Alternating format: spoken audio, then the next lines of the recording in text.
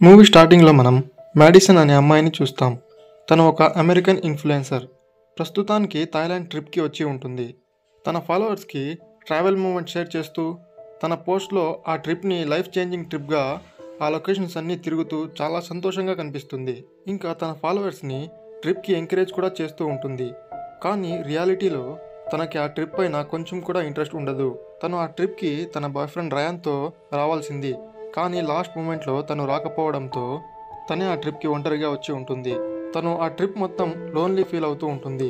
ఇక్కడ రాయన్ తన మేనేజర్గా వర్క్ చేస్తూ తనకి బ్రాండ్ డీల్స్ అన్నీ తెస్తూ ఉంటాడని మనకు తెలుస్తుంది. తను ఒకరోజు బార్లో ఒంటరిగా కూర్చొని ఉంటుంది. అప్పుడే అక్కడికి రూబర్ట్ అనే అతను వచ్చి తనతో మాటలు కలుపుతాడు. మ్యాడిసన్కి ఇష్టం లేకపోయినా తను తన దగ్గరికి వచ్చి మాట్లాడుతూ కూర్చుంటాడు. ఇదంతా దూరం నుంచి సిడబ్ల్యూ అనే అమ్మాయి చూస్తూ ఉంటుంది. తను వాళ్ళ దగ్గరికి వచ్చి మ్యాడిసన్ని అక్కడి నుంచి పిలుచుకొని వెళ్ళిపోతుంది. వాళ్ళిద్దరూ బయట వాకింగ్కి వెళ్తారు. ఇక్కడ సిడబ్ల్యూ మ్యాడిసన్తో అలాంటి వాళ్ళతో కాస్త జాగ్రత్తగా ఉండమని చెప్తుంది. అలానే మాట్లాడుతూ అసలు థాయిలాండ్లో ఒంటరిగా ఏం చేస్తున్నావు అని అడుగుతుంది.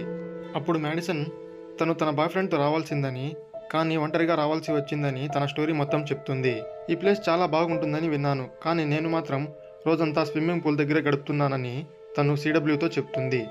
దానికి సిడబ్ల్యూ నీకు థాయిలాండ్లో మంచి మంచి ప్లేసెస్ అన్నీ తిప్పుతానని నెక్స్ట్ డే తనని బయటకు పిలుచుకొని వెళ్తుంది. సో ఇద్దరు సన్ రైజ్ చూడడానికి ఒక ప్లేస్కి వెళ్తారు. ఆ ప్లేస్ చూడడానికి చాలా అందంగా ఉంటుంది.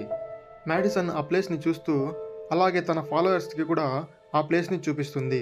అప్పుడే మనకు సిడబ్ల్యూకి ఫోటోల్లో కనిపించడం ఇష్టం ఉండదని తెలుస్తుంది. సిడబ్ల్యూ దగ్గర ఒక ఓల్డ్ కెమెరా ఉంటుంది. దాంతో మ్యాడిసన్కి ఒక ఫోటో తీస్తుంది. వాళ్ళిద్దరూ కలిసి రోజంతా బయట తిరుగుతూ ఉంటారు.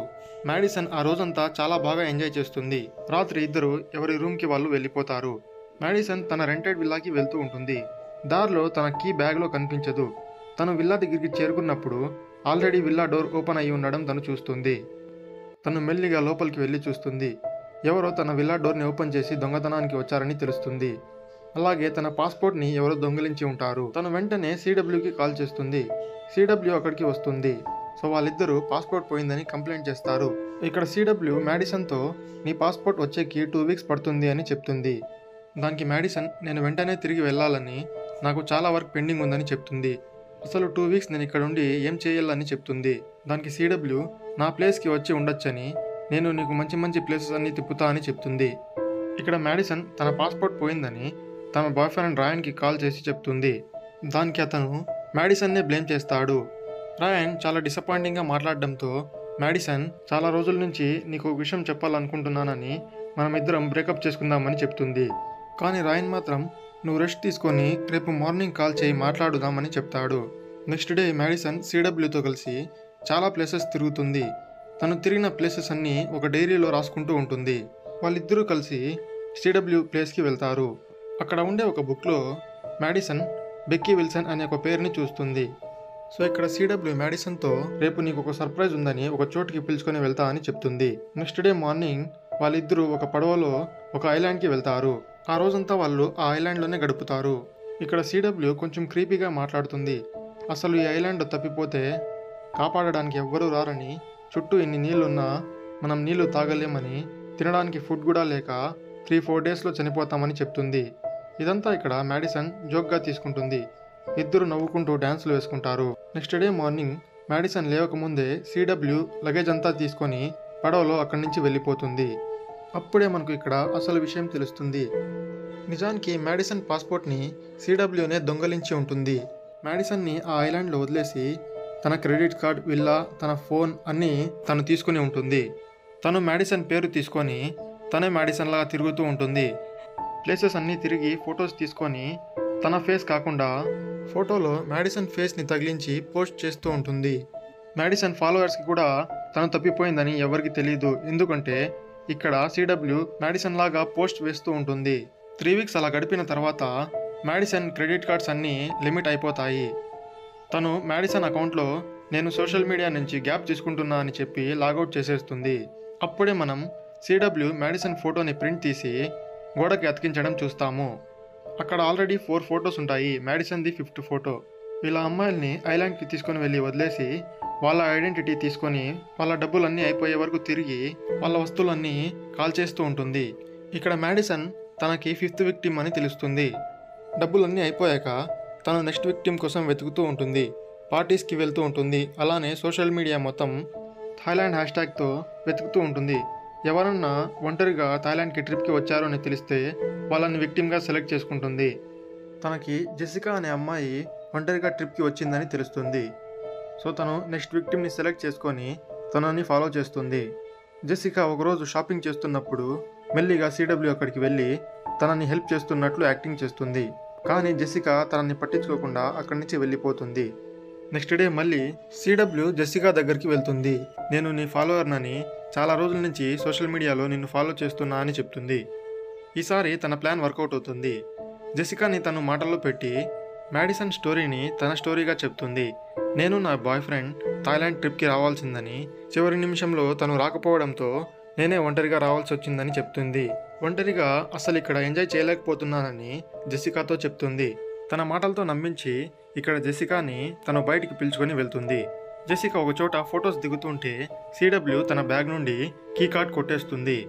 జెసికా తన క్లయింట్తో ఒక డిన్నర్ ప్లాన్ ఉందని రేపు కలుద్దామని చెప్పి అక్కడి నుంచి వెళ్ళిపోయాక సిడబ్ల్యూ ఆ కీ కార్డ్ తీసుకొని జెసికా రూమ్కి వెళ్ళి తన పాస్పోర్ట్ని కొట్టేస్తుంది.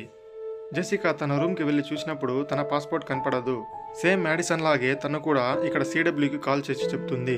సిడబ్ల్యూ అక్కడికి వెళ్ళి మళ్ళీ నీ పాస్పోర్ట్ రావడానికి 2 వీక్స్ పడుతుందని జెసికాతో చెప్తుంది.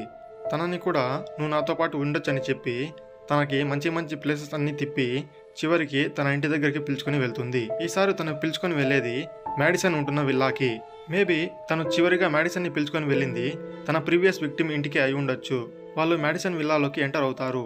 అప్పుడే అక్కడ ఎవరో ఉన్నట్లు తెలుస్తుంది. లోపలికి వెళ్ళి చూస్తారు. అక్కడ రాయన్ మ్యాడిసన్కి సర్ప్రైజ్ చేసేకి వచ్చి ఉంటాడు. సిడబ్ల్యూ రాయన్తో నువ్వెందుకు వచ్చావు ఇక్కడికి అని అడుగుతుంది. దానికి రాయన్ ఈ విల్లా మ్యాడిసన్ పేరు పైన బుక్ అయి ఉందని, నేను తనకి సర్ప్రైజ్ చేసేకి వచ్చా అని చెప్తాడు. అసలు మీరిద్దరు బ్రేకప్ చేసుకున్నారు కదా, నువ్వు ఇక్కడికి వస్తావని నాకు మ్యాడిసన్ చెప్పలేదు అని సిడబ్ల్యూ చెప్తుంది. ఈ విషయం మ్యాడిసన్ కూడా తెలీదు, నేను సర్ప్రైజ్ చేసేకి వచ్చా అని ఇక్కడ రాయన్ చెప్తాడు. నిజానికి జెసికాకి సిడబ్ల్యూ ఈ విల్లా తనదే అని పిలుచుకొని వచ్చి ఉంటుంది. ఇదంతా జెసికా వింటూ ఉంటుంది. ఎలాగో అలా ఆ రాత్రి గడిచిపోతుంది. నెక్స్ట్ డే సిడబ్ల్యూ మ్యాడిసన్ లాగా రాయన్కి కాల్ చేస్తుంది. తను ఏఐ యూజ్ చేసి మ్యాడిసన్ వాయిస్తోనే మాట్లాడుతూ ఉంటుంది. తను ఏం మాట్లాడాలో మెసేజ్ టైప్ చేస్తూ ఉంటే మ్యాడిసన్ వాయిస్లో రాయన్కి వినిపిస్తూ ఉంటుంది. అసలు మేమిద్దరం బ్రేకప్ చేసుకున్నాము, నువ్వు ఎందుకు వచ్చావు, అసలు ఆ ప్లేస్లో ఎందుకున్నావు అని మ్యాడిసన్ లాగా తను రాయన్తో మాట్లాడుతుంది. అక్కడి నుంచి వెళ్ళిపోమని కాల్ని కట్ చేసేస్తుంది. ఇక్కడ జెసికా సిడబ్ల్యూతో బయటికి తిరిగేకి వెళ్దామని చెప్తుంది. రాయన్ కూడా నాకు ఏం పని లేదని నేను కూడా వస్తా అని వాళ్ళతో పాటు వెళ్తాడు. సిడబ్ల్యూ ఫుడ్ తీసుకుంటూ ఉంటుంది. ఇంకోవైపు రాయన్ జెసికా ఫొటోస్ క్లిక్ చేస్తూ ఉంటాడు. అప్పుడే తను జెసికాతో నీకు సిడబ్ల్యూ ఎన్ని రోజుల నుంచి తెలుసు అని అడుగుతాడు. దానికి జెసికా కొన్ని రోజుల ముందే కలిసా అని చెప్తుంది. తను నా గర్ల్ ఫ్రెండ్ కూడా ఇక్కడికి ఒంటరిగా తిరిగేకి వచ్చిందని, ఒకరోజు తన రూమ్ని ఎవరో దొంగతనం చేసి పాస్పోర్ట్ ఎవరో తీసుకొని వెళ్ళిపోయారని చెప్తాడు. దాని తర్వాతే తను సిడబ్ల్యూతో కలిసి తిరగడం స్టార్ట్ చేసింది, ఇప్పుడు ఎక్కడుందో తెలియదు అని చెప్తాడు. పాస్పోర్ట్ దొంగతనం గురించి వింటూనే ఇక్కడ జెసికాకి డౌట్ వస్తుంది. తన పాస్పోర్ట్ కూడా సేమ్ ఇలానే దొంగతనం జరిగింది. ఆ రోజు రాత్రి జెసికాకి డౌట్ వచ్చి తను మ్యాడిసన్ ఇన్స్టాగ్రామ్ అకౌంట్ తెలుసుకొని తనకి మెసేజ్ చేస్తుంది. నా పాస్పోర్ట్ కూడా ఎవరో సేమ్ నీ పాస్పోర్ట్ లాగే దొంగిలించారని, నేను నీ ఫ్రెండ్తోనే తిరుగుతున్నా అని చెప్తుంది. కానీ మ్యాడిసన్ అకౌంట్ యాక్సెస్ మొత్తం సిడబ్ల్యూ దగ్గర ఉంటుంది. తను ఆ మెసేజ్ చూస్తుంది. సో జెసికా పార్టీ నుంచి వచ్చేసి విల్లాకి వెళ్ళి తన లగేజ్ తీసుకొని అక్కడి నుంచి వెళ్ళిపోతూ ఉంటుంది. అప్పుడే అక్కడికి సిడబ్ల్యూ వచ్చేసి ఏమైంది, ఎందుకు వెళ్ళిపోతున్నావు అని అడుగుతుంది. దానికి జెసికా కంగారు పడుతూ నేను ఏదన్నా హోటల్లో వెళ్ళి ఉంటా అని చెప్తుంది. అసలు ఈ ప్లేస్ని నీ ప్లేస్ అని తీసుకుని వచ్చావని మ్యాడిసన్ గురించి నాకు ఏం చెప్పలేదని చెప్తుంది. అసలు నువ్వు ఇదంతా ఎందుకు చేస్తున్నావు, డబ్బుల కోసమా, అయితే డబ్బులు తీసుకోమని తనకి కొన్ని డబ్బులు ఇస్తుంది. అసలు నిన్ను చూస్తుంటే కొంచెం క్రీపీగా కనిపిస్తున్నావు అని చెప్పి అక్కడి నుంచి వెళ్ళిపోతూ ఉంటుంది. అప్పుడే సిడబ్ల్యూ కోపంగా నాకు నీ డబ్బులు వద్దని చెప్పి ఇక్కడ జెసికాని కొట్టి కింద పడేస్తుంది. నా గురించి అసలు నీకేం తెలీదు అని తన హీల్తో జెసికా గొంతులో గుచ్చి చంపేస్తుంది. బాడీని సూట్ కేసులో పెట్టి పక్కన పెట్టేస్తుంది. బ్లడ్ అంతా క్లీన్ చేస్తూ ఉన్నప్పుడు రాయన్ కొంతమంది ఫ్రెండ్స్ తీసుకొని విల్లాకి వస్తాడు. అప్పుడే సిడబ్ల్యూ రాయన్తో కోపంగా ఇక్కడి నుంచి వెళ్ళమని, మ్యాడిసన్కి నువ్వు ఇక్కడ ఉండడం ఇష్టం లేదు, అంతేకాకుండా నేను ఈ విల్లాకి మ్యాడిసన్కి డబ్బులు కడుతున్నా అని చెప్తుంది. రాయన్ తన ఫ్రెండ్స్ అందరినీ అక్కడి నుంచి పంపేస్తాడు. ఆ రోజు రాత్రి తను పండుకుంటున్నప్పుడు సిడబ్ల్యూ తనని కూడా చంపేద్దామని ట్రై చేసేకి వెళ్తుంది. అప్పుడే తన మొబైల్ చెక్ చేయడంతో రాయన్ జెసికా ఫోటోని అప్లోడ్ చేసి ఉంటాడు. ఆ ఫోటోలో వెనకాల సిడబ్ల్యూ కూడా కనిపిస్తూ ఉంటుంది. సో ఫస్ట్ ఆ ఫోటోని డిలీట్ చేయాలని తను రాయన్ని చంపకుండా వదిలేస్తుంది. నెక్స్ట్ డే మార్నింగ్ లేచి ఇక్కడ తను రాయన్తో రాత్రి కోప్పడినందుకు సారీ చెప్తుంది. జెసికాకి ఏదో వర్క్ వచ్చిందని తను అక్కడి నుంచి వెళ్ళిపోయిందని చెప్తుంది. తను మ్యాడిసన్ అకౌంట్ నుంచి తను ఇంకొకరిని ఎవరినో లవ్ చేస్తున్నట్లు ఒక పోస్ట్ వేస్తుంది. ఆ పోస్ట్ చూసి రాయన్ చాలా బాధపడతాడు. రాయన్ మ్యాడిసన్కి నా అవసరం ఉందని చెప్తాడు. నిజానికి మ్యాడిసన్ ఇన్ఫ్లుయెన్సర్ అవ్వడానికి కారణం రాయనే. తనే ఇక్కడ మ్యాడిసన్ పిక్చర్స్ అన్ని క్లిక్ చేసి ఇన్స్టాలో అప్లోడ్ చేస్తూ ఉంటాడు. మనకు ముందే తెలుసు తనే మ్యాడిసన్కి మేనేజర్ లాగా వర్క్ చేస్తూ ఉంటాడు. ఆ రోజు రాత్రి డ్రింక్ చేస్తున్నప్పుడు సిడబ్ల్యూ రాయన్ డ్రింక్లో ఏదో డ్రగ్ని కలిపేస్తుంది. ఆ డ్రింక్ తీసుకున్నాక రాయన్ స్పృహలానే ఉంటాడు. కానీ అసలు ఏం జరుగుతుందో తనకి అర్థం కాదు. తనని విల్లాకి తీసుకొని వెళ్ళి ఇంటిమేట్ అవుతున్నట్టు యాక్టింగ్ చేసి రాయన్ మొబైల్ తీసుకొని అన్లాక్ చేసి ఆ పోస్ట్ని డిలీట్ చేసేస్తుంది. నెక్స్ట్ డే మార్నింగ్ రాయన్ అక్కడి నుంచి వెళ్ళిపోవాల్సి ఉంటుంది. సో తన లగేజ్ అంతా తీసుకుంటాడు. సిడబ్ల్యూ తనని డ్రాప్ చేసేకి వెళ్తుంది. తను అక్కడి నుంచి వెళ్ళిపోతూ ఉంటే తను అక్కడే కూర్చొని చూస్తూ ఉంటుంది. రాయన్ అక్కడి నుంచి వెళ్ళిపోతాడు. సిడబ్ల్యూ తిరిగి వచ్చి మ్యాడిసన్ వస్తువులన్నీ ఇంకా అవసరం లేదని కాల్ చేస్తూ ఉంటుంది. తను తన విక్టిమ్స్ వస్తువులు ఏదో ఒకటి దాచుకుంటూ ఉంటుంది. సో ఇక్కడ తను మ్యాడిసన్ డైరీని కాల్చకుండా తన దగ్గరే పెట్టుకుంటుంది. అప్పుడే ఇక్కడ రాయన్ వెళ్ళిపోకుండా మ్యాడిసన్ కోసమే వెతుకుతున్నాడని మనకు తెలుస్తుంది. తను మ్యాడిసన్ లేటెస్ట్గా తన కొత్త బాయ్ ఫ్రెండ్తో పెట్టిన పిక్ని తీసుకొని వెతుకుతూ ఉంటాడు. మ్యాడిసన్ ఫస్ట్లో ఉన్న హోటల్ రూమ్ దగ్గరికి తను వెళ్తాడు. అక్కడ తన గురించి అడుగుతూ ఉంటాడు. అప్పుడే తనకి రూపర్ట్ దొరుకుతాడు. అప్పుడే రూపర్ట్ మ్యాడిసన్ పిక్ని చూసి తనని చూశానని తనతో పాటు ఇంకో అమ్మాయి కూడా ఉండేదని చెప్తాడు. తను రూమ్కి వెళ్ళి మ్యాడిసన్ పోస్టులన్నీ ఒకసారిగా మళ్ళీ చూస్తూ ఉంటాడు. మ్యాడిసన్ రీసెంట్ వీడియోని తను ఫ్రేమ్ బై ఫ్రేమ్ ఫార్వర్డ్ చేస్తూ చూస్తూ ఉంటాడు. అప్పుడే తనకి ఒక ఫ్రేమ్లో ఫేస్ పైన బర్త్ మార్క్ కనిపిస్తుంది. అది చూడగానే ఇది మ్యాడిసన్ కాదు సిడబ్ల్యూ అని తనకి తెలిసిపోతుంది. సో ఇది తెలుసుకొని రాయన్ సిడబ్ల్యూ ఉండే విల్లాకి మళ్ళీ వెళ్తాడు. తన రూమ్ చెక్ చేయడంతో అక్కడ తనకి మ్యాడిసన్ డైరీ కనిపిస్తుంది. అప్పుడే అక్కడికి సిడబ్ల్యూ కూడా వచ్చేస్తుంది. రాయన్ తన పైన అటాక్ చేసి ఒక చైర్కి సిడబ్ల్యూని కట్టేస్తాడు. అసలు మ్యాడిసన్ ఏం చేశావని సిడబ్ల్యూని బెదిరిస్తాడు. కానీ సిడబ్ల్యూ మాత్రం నాకేం తెలీదు, నేనేం చేయలేదు అని చెప్తుంది. తను పోలీసులకి చెప్పేస్తా అని బెదిరిస్తాడు. కానీ సిడబ్ల్యూ మాత్రం నువ్వే నన్ను ఇక్కడ కట్టేసి పెట్టావని, పోలీసులు వస్తే నిన్నే పట్టుకుంటారు అని చెప్తుంది. చివరిగా మ్యాడిసన్ ఎక్కడుందో చూపిస్తా అని చెప్పి తనని అక్కడి నుంచి బోట్ దగ్గరికి పిలుచుకొని వెళ్తుంది. తన చేతులు కట్టేసి ఉన్నా కూడా సడన్గా తను రాయన్ పైన అటాక్ చేసి నీళ్ళల్లో తోసేసి తనని అవే నీళ్ళల్లో ముంచి చంపేస్తుంది.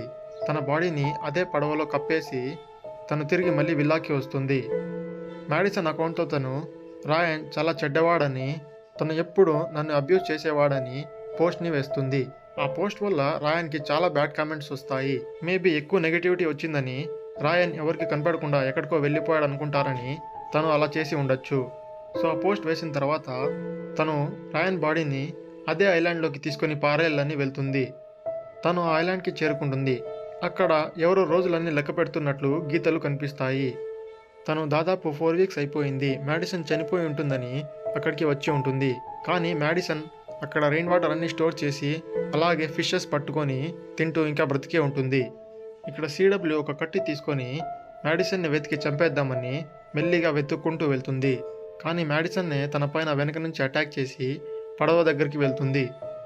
తను పడవలో రాయన్ బాడీని చూస్తుంది. అప్పటికే తను రియాక్ట్ అయ్యే ఓపిక కూడా కోల్పోయి ఉంటుంది. ఫస్ట్ అక్కడి నుంచి తప్పించుకోవాలని ఆ పడవ తీసుకొని అక్కడి నుంచి వచ్చేస్తుంది. అప్పుడే ఇక్కడ సిడబ్ల్యూ స్పృహలోకి వచ్చి పరిగెత్తుకుంటూ వస్తుంది. కానీ అప్పటికే మ్యాడిసన్ వెళ్ళిపోయి ఉంటుంది.